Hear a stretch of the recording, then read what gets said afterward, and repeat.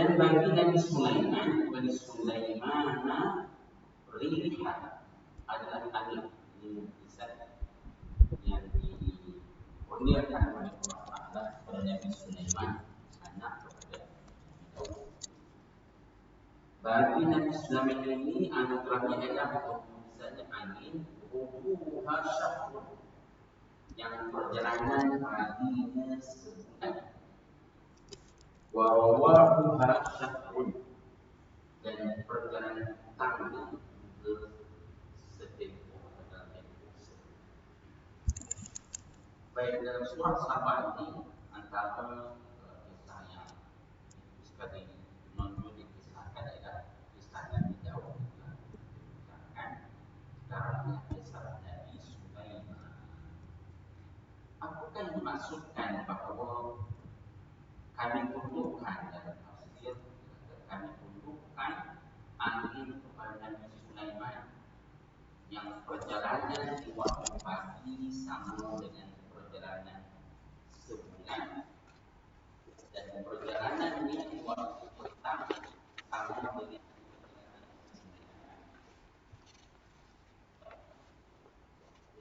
tentang kisah angin yang Allah tundukkan kepada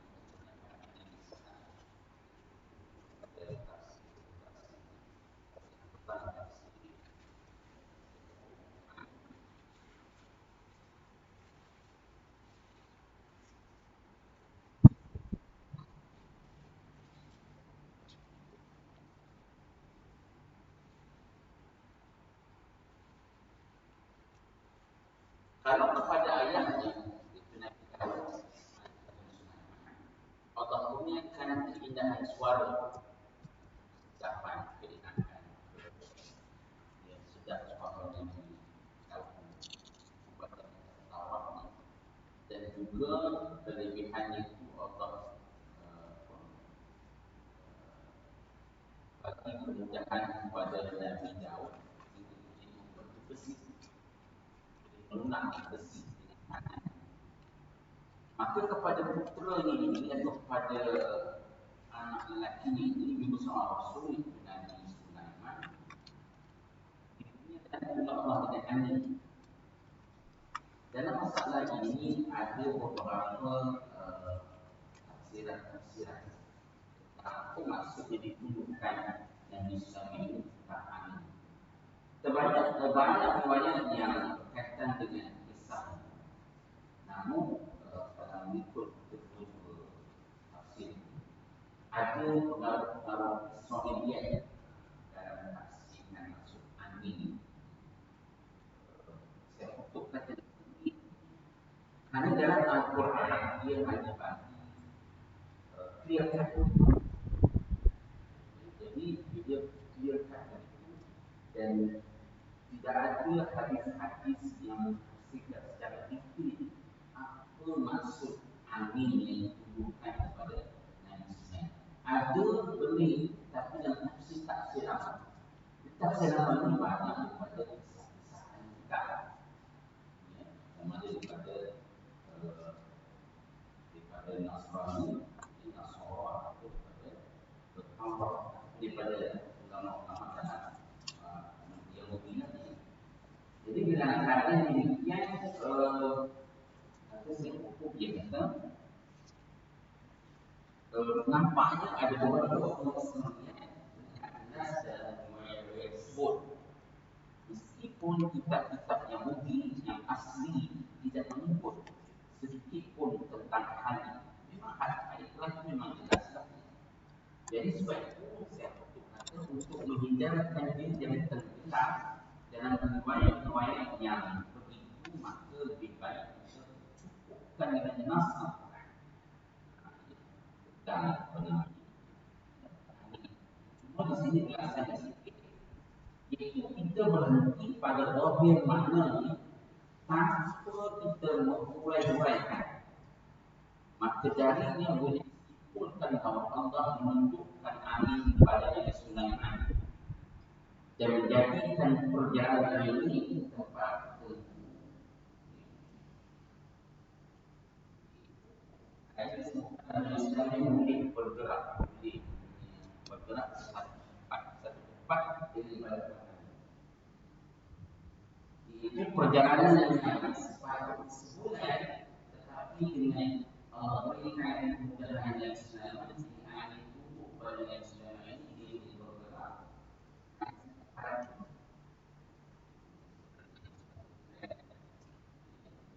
Bahwa masyarakat sepatutnya perjalanan satu bulan untuk kilometer, tapi di Islam boleh dengan tempo sepatutnya sebenarnya itu dihalau dalam satu balik.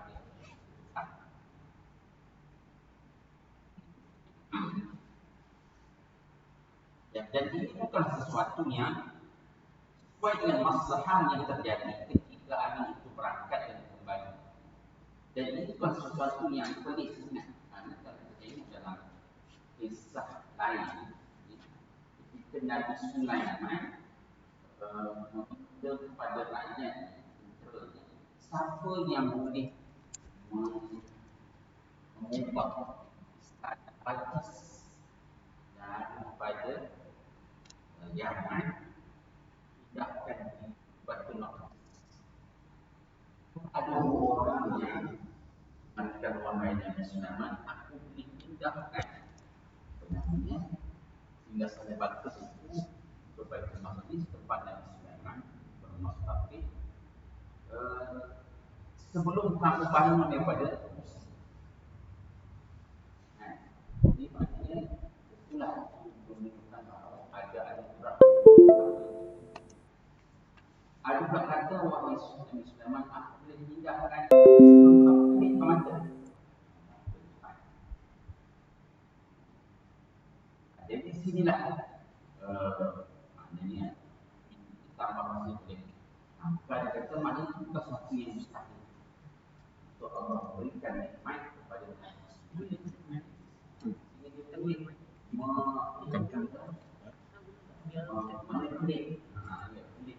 Allah berikan kelebihan kepada dia sehingga angin itu boleh tunggu, sehingga dia boleh bergerak bersatu tempat dengan tempoh yang cepat yang sepatutnya perjalanan itu memakan masa sebulan.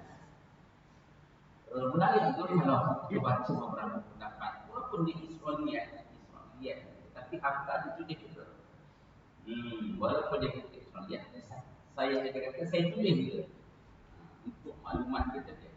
Tetapi kat bawah tu dia tetap underline dia kata pendapat-pendapat yang banyak. Betulnya apa? Kita tengok diceritakan Nabi Sulaiman ini di sebuah tingkah permainan terbang.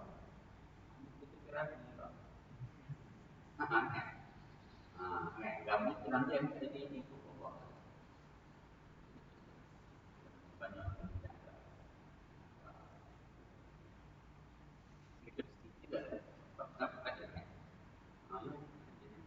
ceritakan dia tak jelas dia punya itu yang saya kata yang kita baca dia ada macam tingkah permainan terbang.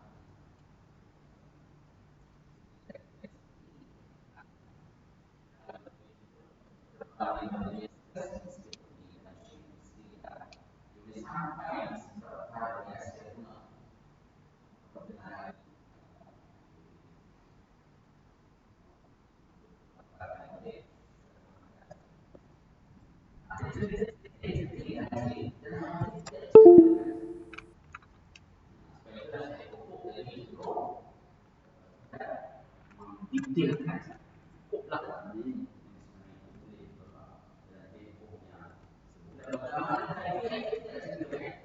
orang apa terbang tidak mau didetailkan takut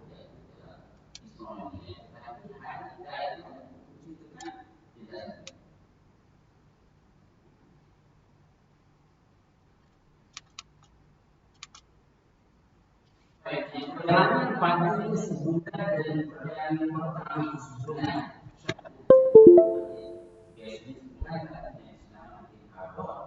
dan itu dalam hadis pagi sepetang dengan Allah berikan kemudahan bisa yaitu Nabi Islam ini tundukkan kepada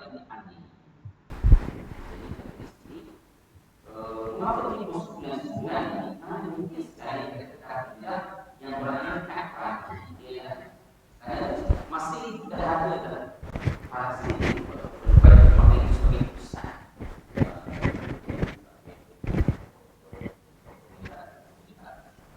Yang harus diselesaikan pada musim dingin ada nyuruhnya.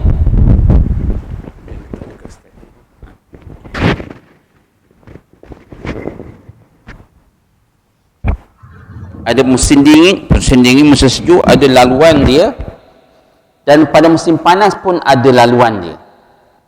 Kalau pada ada musim, maknanya perjalanan kafilah daripada Palestin itu bergerak ke tanah Arab. Ya, kita boleh bayangkan betul di sini Palestin, ini laluan dia. Ada kalanya dia pergi ke Mesir. Itu adalah. Jadi maknanya perjalanan sebulan itu memang dah ada dalam minda ketika itu. Ya, mungkin daripada Palestin ke Yaman, ke Allah Alam lah ya. Sekitar itu perjalanannya. Jadi sebab itu ayat Quran itu menggunakan dengan perjalanan sebulan yang boleh digambarkan untuk satu tempoh perjalanan ataupun satu jarak yang jauh. Tetapi dengan mukjizat yang Allah kurniakan kepada Nabi Sulaiman, maka dia dapat bergerak ke satu tempat dalam tempoh yang sedikit. Jadi kerana terkenal bahawa kerajaan baginda Sulaiman ini terkenal dengan kayanya, ya, dengan kelebihan-kelebihan yang Allah berikan. Nabi Sulaiman ialah ini apa yang disebut oleh Hamka, itu Nabi Sulaiman mengirimkan kafilah perniagaan yang menghubungkan utara dan selatan. Jadi sebab itulah maka pergantian musim itu dan perkisaran angin itu sangat diperhatikan. Baik begitu ya. Jadi itulah yang disebutkan di sini tentang mukjizat yang dikurniakan kepada Nabi Sulaiman alaihi salam. Cuma kita berhenti di situ dengan kita tidak sebut detail. Adakah seperti burak? Tidak ada penjelasan tentang itu. Adakah seperti kikau terbang? Tidak ada disebutkan. Ya. Di sinilah maka ada kisah-kisah Israiliyat yang masuk. Jadi dalam masalah Israiliyat ini, ya, sikap ulama kita boleh mendengar, ya, boleh membaca, tetapi kena di agak berhati-hati supaya mana tidak ada benda-benda yang terpesong daripada akidah. Ya. Kemudian pada ayat itu juga disebutkan wa asalna lahu 'anil qitr, dan kami tundukkan dan kami alirkan cairan tembaga baginya. Wa asalna lahu 'ainal qitri. Qitri ini tembaga. Ya. Jadi satu lagi kelebihan kalau Nabi Daud ada besi. Ini Nabi Daud boleh membentuk pedang ke lembing ke tombak dengan besi. Ini tembaga. Ya. Ini juga suatu mukjizat yang Allah kurniakan kepada Nabi Sulaiman tentang tembaga ini. Ya, kita boleh bayangkan tembaga ini, ya, Allah cairkan. Cairan itulah cairan tembaga, dan tentulah tembaga ini dicair untuk satu darjah suhu yang tinggi. Copper kan, kupram, ya, tembaga. Dan dengan tembaga itulah boleh membentuk macam-macam keperluan-keperluan. Pinggan, mangkuk, apalah. Sebab itulah ayat berikut ada dikisahkan tentang jin yang ditundukkan juga kepada Nabi Sulaiman, sehingga jin itu membentuk periuk-periuk, pinggan-pinggan yang sebahagian itu digunakan daripada tembaga itu. Cairan itu adalah cairan tembaga. Konteks ayat ini, saya khutub kata, menunjukkan bahawa ini merupakan suatu mukjizat yang luar biasa lah. Satu mukjizat yang gaib yang kita tak boleh nak bayangkan. Itu kata saya. Kita kena yakin, tapi kita tak boleh nak bayangkan macam mana tembaga itu dicairkan. Ya. Dan ini satu perkara yang boleh terjadi dengan cara Allah meledakkan baginya satu lava berupa tembaga cair yang berasal di perut bumi. Ini pandangan saya khutus. boleh sah-sah saja kata orang Indonesia kan. Allah terbitkan daripada dalam perut bumi ni tembaga yang cair sehingga Nabi Sulaiman dapat mengolah tembaga itu untuk dibentuk dalam bentuk yang ikut keperluan lah ketika itu. Dan itu juga pendapat Hamka pun sama juga. Iaitu mungkin sahaja dia kata Allah memberikan apa nama tadi, seperti tembaga cair tadi yang keluar daripada perut bumi.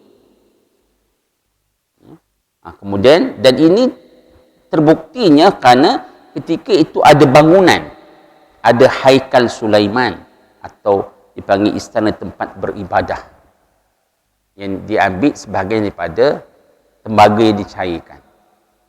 Tembaga ni kan mahir. Kalau kita punya wire ni, pastinya kan, copper tu selalu hilang. Kalau wire bumi ni, earth wire ni, kalau kita ada di sekolah hidayah tu, ingat lagi, urunan 3 tingkat tu, 4 penjuru habis. Bila dia mengambilnya tak tahu, ya Allah. Earth wire tu copper kan, pada atas. Tarik gitu. Boleh dibawa ke kedai kan. Jadi itulah ceritanya. Jadi Allah berikan kelebihan kepada Nabi Sulaiman untuk dapat mengolah dengan apa tadi, cairan tembaga itu. Ayat Quran itu menyebutkan ainil qitri, dengan tembaga. Tembaga mengalir biasanya ketika dia panas. Ya. Dan mungkin juga didapati suatu tempat yang di sana terdapat banyak sekali tembaga. Dengan keahlian yang ada pada masa itu, maka tembaga itu terdapat diproseskan. Juga ada kemungkinan. Dan ini terbukti dengan adanya Haikal Sulaiman yang menjadi rebutan sekarang. Ya, di Baitul Maqdis ada satu tempat namanya Haikal Sulaiman. Apa dia, orang Yahudi juga dia juga nak berebut ya, Israel untuk mendapatkan Haikal Sulaiman. Kemudian pada sambungan ayat ini kisah jin.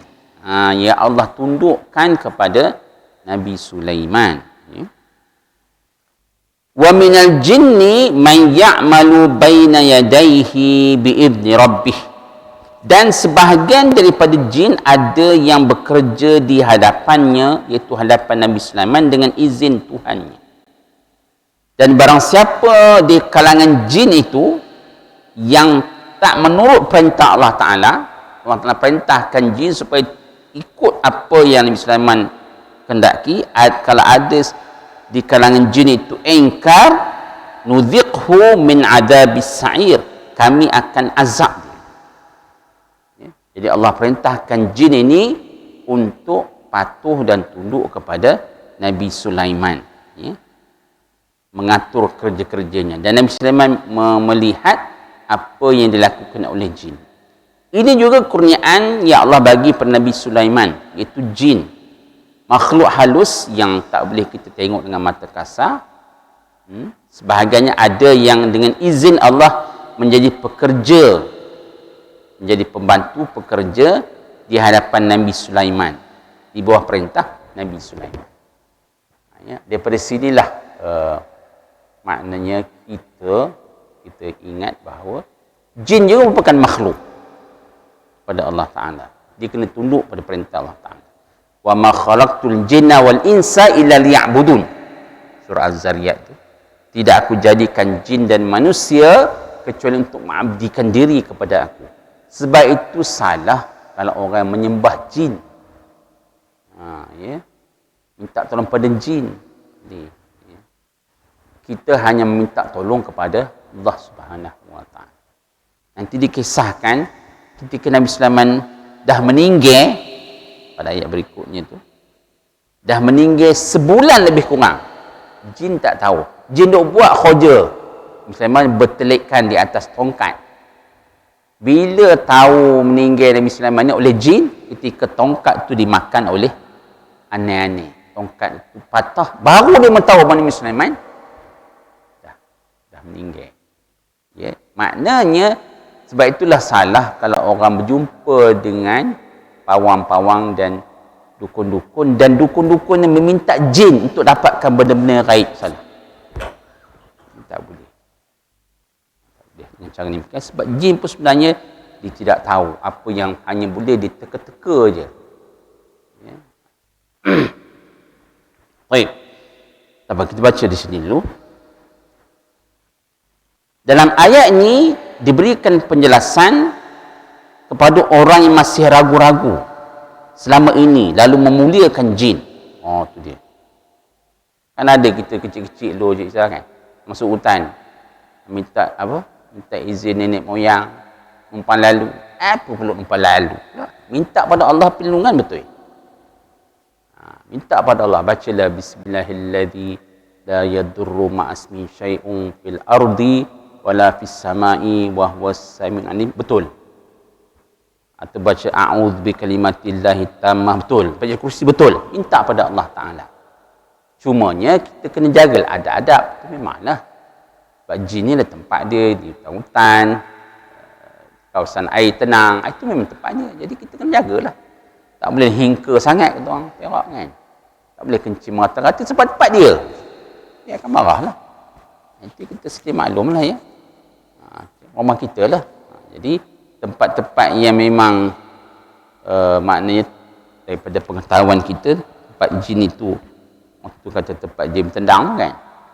Kita janganlah adab-adabnya. Kalau kita tak ikut dia punya tata caranya, tentulah jin juga kan tak suka cara kita itu. Tapi perlindungan tu tak boleh kita minta pada jin. Memohon perlindungan itulah kepada Allah Ta'ala. Jadi Hamka kata, di sinilah dia kata dia penjelasan kepada orang-orang yang masih ragu-ragu, yang memuliakan jin, memandang jin itu makhluk halus yang sangat ditakuti, kemudian memujanya. Kata dia ya, bahawa Nabi Sulaiman menjadikan dengan izin Allah Ta'ala jin itu hanya sebagai, di sini istilah yang digunakan oleh Hamka ni, kuli. Kata dia, bekerjalah oleh Nabi Sulaiman dengan izin Allah Subhanahu Wa Ta'ala. Kan, kadang-kadang memanglah kita macam mana ya, masuk rumah tu remang ni bulu apa makan kan. Yalah, kalau rumah tu dah lama tak diduduki, akan ada lah makhluk halus yang akan di situ. Apa caranya? Caranya baca surah Baqarah lah. Kan? Rumah-rumah baru anak-anak kita nak masuk, habiskan Baqarah tu. Orang ni sejuzuk, orang ni sejuzuk, orang ni setengah juzuk, habis juzuk setengah. Baca Quran, baca Yasin, terusan. Jadi kita tak nafikan benda itu memang ada. Bilik-bilik rumah kita. Sebab itulah kalau kita dengar, yalah, Ustaz Tarundin ke almarhum ke Syarhan ke apa, dia akan kata rumah kita bilik ni kena buka dia punya pintu. Walaupun kita tinggal berdua, anak-anak tak ada, tapi buka pintu tingkap kena buka, biar nampak macam sibuk, pasang kipas sikit ke, pasang lampu ke.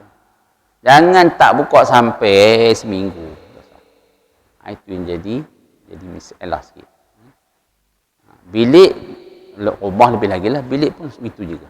Kalau kita dalam bilik tu, bukakan dia. Supaya maknanya makhluk harus ni tahu seolah memang ada orang dia. Buatlah apa-apa, baca Quran ke, solat ke, solat sunat, buatlah di situ. Solat duha ke, solat tahajud ke, solatlah di bilik-bilik yang jarang kita masuki untuk mengelakkan daripada dia dihuni oleh makhluk halus. Tapi maknanya dari segi pergantungan kita itu, permohonan kita itu hanya kepada Allah. Di sinilah maknanya Hamka mengingatkan ya kepada kita. Kerana jin itu pun kalau dia tak ikut perintah tu, tunduk pada Nabi Sulaiman tu, Allah akan azab. Nudhiqhu min adzabis sa'ir. Ya.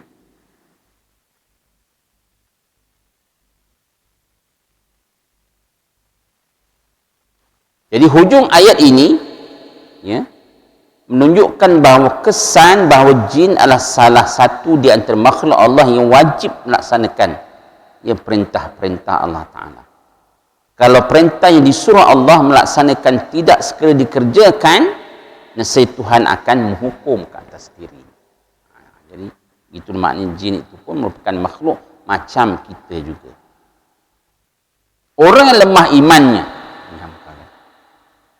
takut kepada benda-benda gaib ni lah, takilah namanya jin ke hantu ke bendanya, Jadi orang yang belum begitu mendalam pengetahuan agama dan masih bersarang sifat-sifat musyrik ini, kalau mereka mendapat apa-apa musibah, ya, dia akan timbul istilah-istilah kena tegur ke, disapa oleh jin ke, ya.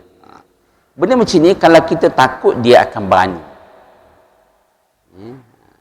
Jadi sebab itulah mungkin kita, kalau Cikgu Mat kita lebih tahulah, ya, bagaimana kita kena level antara kita dengan jin itu sama pada, cuma kita daripada tanah, dia daripada api. Jin daripada api, ya. Kalau malaikat daripada cahaya, ya. Tapi dalam hal itu, sebab itu kita baca a'udzubillahi minasyaitonirrajim. Cuma jin ini kalau ikut dalam hamka, dia keturunan daripada iblis tu. Ada yang beriman, ada yang tidak beriman. Jin tu ada macam kita lah, ada yang beriman, ada yang tidak beriman. Malah di sini keterangan Ibnu Abbas, jin itu sendiri yang apabila bertemu dengan manusia yang soleh, dia juga akan lari. Dia juga akan takut. Sebab itulah tuan-tuan, apabila kisah seorang perempuan dirasuk, ya, maka keluarga itu telah jumpa dengan Imam Malik, kan, untuk minta ruqyah lah. Imam Malik tak pergi pun, dia hantar kasut dia je. Ni kata, ni kasut, ini terompah ni, sepatu, ambil terompah aku ni, kamu ketuk je pada badan perempuan itu. Beritahu, maknanya aku suruh keluar. Nabi Imam Malik lah. Bila dibuat demikian, maka keluar lah. Tak nak malam batu, benda tu pun keluar. Lepas itu Imam Malik meninggal, perempuan itu dirasuk lagi, dia orang pun carilah. Tak ada dah, Imam Malik cari anak murid Imam Malik. Ya, anak murid Imam Malik pun nak buat macam Imam Malik, hantar kasutnya. Pergilah ketuk-ketuk. Ketuk-ketuk, haram tu. Sebab apa tak sama level dia antara Imam Malik dengan anak murid. Kerana kesolehan Imam Malik itu menyebabkan jin itu, ya, takut dia, ya. Dan ini banyak berlaku juga lah. Kalau kita tengok ada beberapa kes-kes juga, apabila disebut ada satu kisah tu, orang tu dah tengah merasuk tu, dia beritahu bahawa orang soleh yang akan datang, mesti tu juga dia dah tak berani. Dia takut, ya. Jadi Ibnu Abbas menyebutkan bahawa di kalangan orang-orang soleh ni, jin juga akan merasakan ketakutan.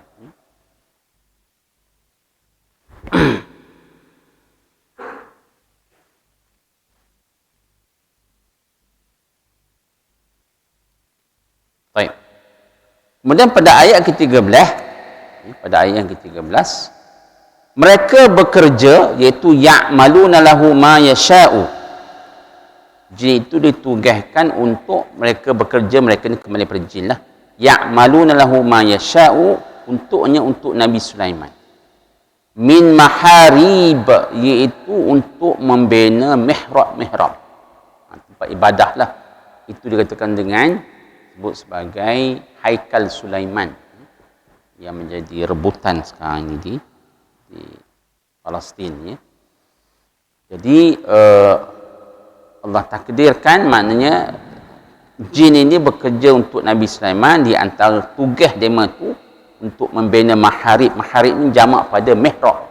Mihrab ni bagi mihrab, kan, untuk membina mihrab, ya, tempat-tempat melakukan ibadah, ruang-ruang untuk melakukan ibadah. Jadi jin itu telah menjadi pekerja membangunkan dan membuatkan apa yang diinginkan oleh Nabi Sulaiman. Mungkin juga kerana tenaga manusia tidak cukup, ya. Dan mihrab ini bukan tempatnya yang melakukan ibadah kepada Allah Subhanahu wa taala. Kemudian yang kedua, tamathil. Tamathil ini patung-patung. Jadi bila masuk patung-patung ini, di sini saya pun jadi keliru juga. Macam mana pula kisah patung-patung pula yang dibentuk ataupun yang disuruh jin ini untuk membina? Bukankah patung-patung ini sesuatu yang dilarang, ya? Jadi di sini ada beberapa pendapat lah ya. Dalam hal patung-patung ini tentu saja mendatangkan muskil di hati orang. Ini kata di Hamka. Ya. Mengapa Nabi Sulaiman memerintahkan membuat patung? Padahal agama Tauhid yang dibawa oleh seluruh Nabi-Nabi mengharamkan penyembahan berhala. Tamathil ini ialah merupakan jamak pada tamthil. Ya. Tamathil, patung-patung. Jadi di sini ada beberapa ada beberapa pendapat-pendapat ya, yang disebutkan di sini.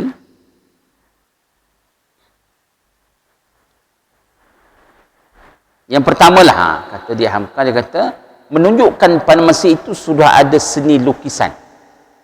Ya, kerana tentulah patung itu dibina dengan adanya lukisan-lukisan. Ya, sudah ada kemahiran tangan ketika itu. Dan ada patung-patung binatang, ada patung orang, patung burung dan patung pokok-pokok. Namun semuanya bukan untuk disembah, melainkan sebagai perhiasan. Ini satu pendapat. Sebagai perhiasan. Dan ada juga pendapat mengatakan bahawa Abu A'liyah mengatakan bahawa syariat ketika itu tidak melarang pembinaan tamathil ini. Patung-patung. Syariat ketika itu, ini satu pendapat. Abu A'liyah mengatakan bahawa di zaman itu patung-patung untuk perhiasan tidak terlarang dalam syariat mereka ketika itu. Tapi sekarang tak boleh lah. Ketika itu. Dan juga menunjukkan kemajuan seni lukis demikian rupa. Sehingga halaman istana, itu dalam konteks di ke depan lagi, Nabi Sulaiman ini kan halaman istana dibuat daripada kaca. Maknanya kaca, tak boleh nak beza antara kaca mana satu air. Dan ini terbukti ketika Ratu Balqis datang, kan? Bila diterbangkan singgasananya daripada Yaman tu ke Baitul Maqdis, terletak dia punya singgasana tu di Baitul. Dia pun turun daripada istana, dia nak masuk ke istana Nabi Sulaiman. Ratu Balqis dah tak tahu. Dia kata, macam air. Dia pun tarik sikit kain. Kata Nabi Sulaiman, jangan tangkap kain tu. Sebenarnya kaca. Nak menceritakan bagaimana halus seni ketika zaman Nabi Sulaiman itu. Dan hebatnya Allah anugerahkan. Di sinilah poinnya ialah bagaimana dilihat dari jauh seakan-akan kaca itu air. Padahal dia merupakan kaca. Dalam surah An-Naml ayat 44. Dan dia kata bekas tanda-tanda keunikan ini masih ada di Iraq. Iraq kita susah nak masuk lah ya. Di istana-istana di Babylon di Iraq masih kita dapati perhiasan-perhiasan dinding istana yang masih kekal. Sebab itu kita tengok bila lepas serangan daripada Amerika Syarikat itu banyak kesan-kesan sejarah di Iraq tu musnah ya.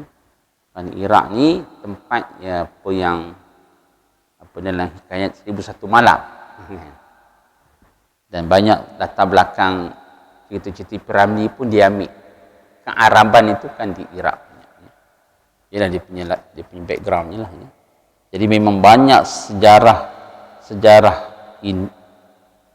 kesan-kesan Islam itu selain pada di Baitul Maqdis, di Palestin, di Damsyik dan juga di Iraq. Kemudian selain daripada itu yang kedua. Yang pertama tadi ialah maharib, mihrab. Yang kedua ialah tamathil. Yang ketiga ialah jifanin kaljawabi. Ya? Jifanin iaitu tungku-tungku, kancah-kancah yang besar. Seperti kolam kaljawab. Kalau kancah ni, kalau kita kenal zaman dulu ialah, maknanya dia bukan macam kuali, dia besar macam kuali kan. Boleh makan mungkin 500,000 orang. Ya? Jadi ada jin-jin itu yang telah diarahkan oleh Nabi Sulaiman untuk membina kancah-kancah. Jin itu disuruh membuat kancah. Ya? Macam kuali besar lah. jifanin, yang mana boleh memberi makan daripada masakan itu 1000 orang. Jadi disebutkan besarnya kancah itu seperti kal jawab, iaitu seperti seperti kolam-kolam, seperti kolam-kolam. Kal jawabi, besarnya kancah itu. Dan ini juga menunjukkan bahawa Nabi Sulaiman sering menyediakan makanan untuk beribu-ribu orang. Yang maknanya Nabi Sulaiman mempunyai tentera yang besar untuk menjaga keamanan negara dan sering memberikan menyantuni mereka-mereka yang memerlukan kepada makanan.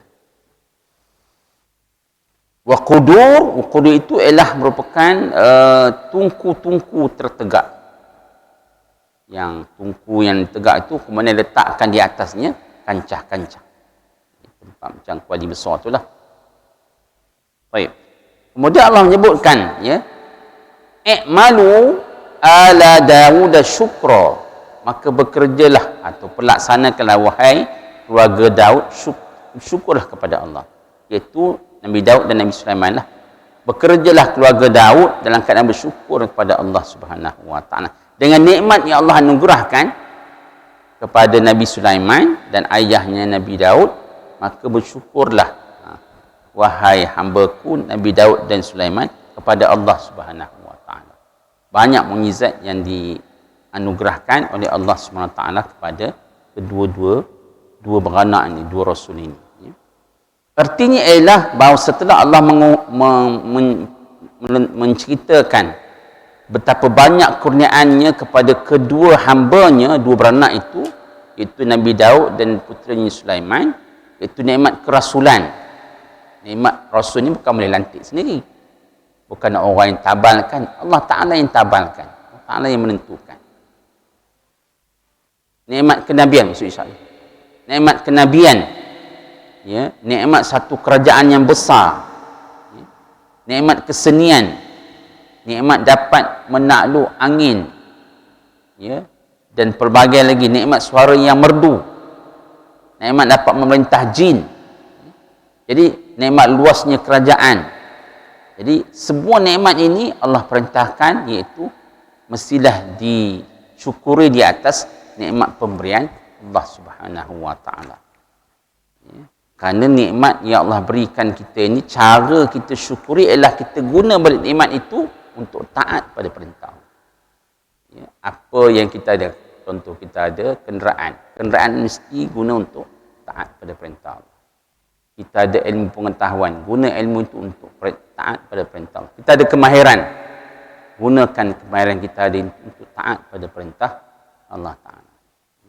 Kita ada banyak juga kes-kes cikgu-cikgu yang offer diri untuk mengajari tahfiz contohnya, kan, untuk mengajar akademik lah. Contoh begitulah, ya. Jadi kita gunakan balik apa yang kita ada kepakaran kita itu dengan kita untuk membela agama Allah Subhanahu wa taala. Gunakanlah, ya. Baik, jadi sebagai kesimpulan di sini, ayat ini mengingatkan seluruh orang beriman, iaitu bekerja, beramal soleh dan merupakan hakikat kesyukuran. Ya, bekerja dan beramal soleh itu adalah hakikat kesyukuran. Kalau misalnya Allah memberi nikmat dan kurnia harta benda itu dengan jalan yang baik, ya. Jadi gunakan itu dengan cara yang baik, membelanjakan untuk perbuatan yang baik. Pengetahuan, gunakan ilmu pengetahuan itu untuk mengajarkannya dan mengambil faedah daripadanya. Namun apa Allah sebut ayat ini, tetapi sedikit sekali, wa qalilun min ibadiyas syakur. Sayangnya sedikit sekali di kalangan hamba-Ku yang bersyukur kepada Allah Subhanahu wa taala. Jadi inilah peringatan kepada kita bersama supaya kita sentiasa dapat menggunakan nikmat pemberian Allah Ta'ala itu untuk tunduk dan bersyukur kepada Allah Ta'ala. Dan ada satu kisah menarik di sini sebagai penutupnya. Sayyidina Umar satu hari ketika tawaf, dia dengar orang doa, orang biasa je. Dia kata, Allah maja'ani minal qalil. Sayyidina Umar berdengar, dia kata, lain mana doa ni? Ya Allah, jadikanlah aku di golongan yang sedikit. maka Sayyidina Umar pun panggil dia.